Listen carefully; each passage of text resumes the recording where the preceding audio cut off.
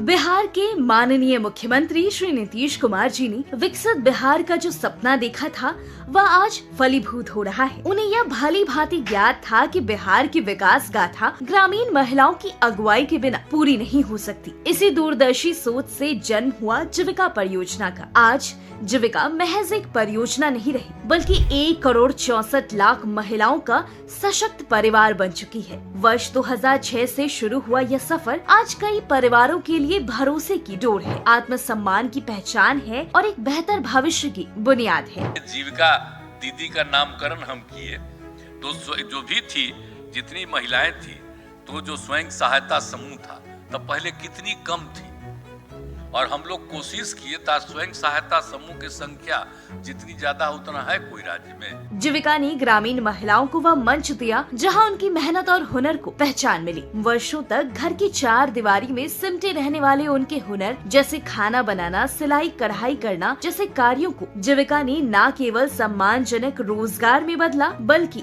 महिलाओं के भीतर छुपे जौहर को प्रशिक्षण, अवसर और बाजार से जोड़कर उन्हें आत्मनिर्भर बनने का रास्ता भी दिखाया। महिलाओं के सशक्तिकरण और जीविकोपार्जन संवर्धन की सतत यात्रा में एक और महत्वपूर्ण पहल के रूप में जीविका दीदी का सिलाई केंद्र की शुरुआत की गई। वर्ष 2022 में मुंगेर जिले में बिहार का पहला जीविका दीदी का सिलाई केंद्र स्थापित किया गया। आज राज्य के 15 जिलों में 25 आधुनिक सिलाई उत्पादन सह प्रशिक्षण केंद्र संचालित है और सभी प्रखंडों में उप सिलाई केंद्र कार्यरत है। राज्य भर में हर ब्लॉक में 534 ब्लॉकों में हम 100 मशीन का एक जगह लगा करके सिलाई सेंटर खोल रहे हैं और खोलेंगे। कुछ जगह तो खोल चुके हैं और कुछ जगह और खोलेंगे। कुल 1050 सिलाई केंद्रों के माध्यम से लगभग 1 लाख से अधिक जीविका दीदियों को रोजगार से जोड़ने का लक्ष्य रखा गया है। कोरोना काल में जब विपत्ति सर पर थी तब इन्हीं जीविका दीदियों ने अद्वितीय साहस और सेवा भाव का परिचय दिया।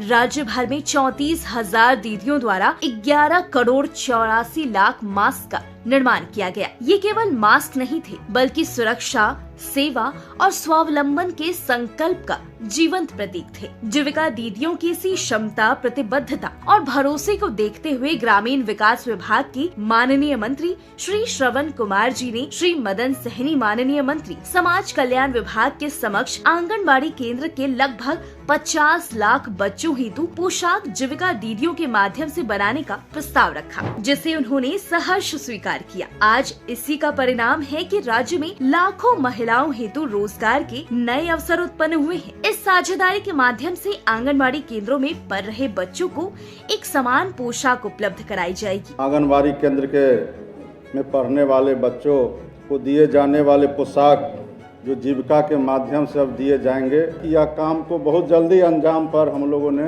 पहुंचाया है। आंगनबाड़ी केंद्रों में पढ़ रहे बच्चे बिहार की पहली पाठशाला के विद्यार्थी हैं। इनके सपने भले ही छोटे हों, लेकिन संभावनाएं असीम हैं। इन बच्चों के लिए यह यूनिफॉर्म सिर्फ पहनावा नहीं है, यह आत्मविश्वास है, बराबरी का एहसास है। हर पोशाक में दीदियों की मेहनत भी जुड़ी है और ममत्व भी, एक ऐसा स्नेह और संवेदना जो बच्चों को सम्मान, अपनापन और आत्मविश्वास प्रदान करती है। माननीय मुख्यमंत्री श्री नीतीश कुमार जी की सोच रही है कि बिहार का हर बच्चा शिक्षा से जुड़े और उसका भविष्य सशक्त बने। आंगनवाड़ी केंद्रों के बच्चों को पोशाक उपलब्ध कराना इसी सोच की सार्थक परिणति है। आज दिनांक 18 जनवरी 2026 को माननीय मंत्री ग्रामीण विकास विभाग श्री श्रवण कुमार जी एवं माननीय मंत्री समाज कल्याण विभाग श्री मदन सहनी जी की गरिमामयी उपस्थिति में आंगनवाड़ी बच्चों को पोशाक वितरण कार्य का शुभारंभ किया जा रहा है। यह कार्यक्रम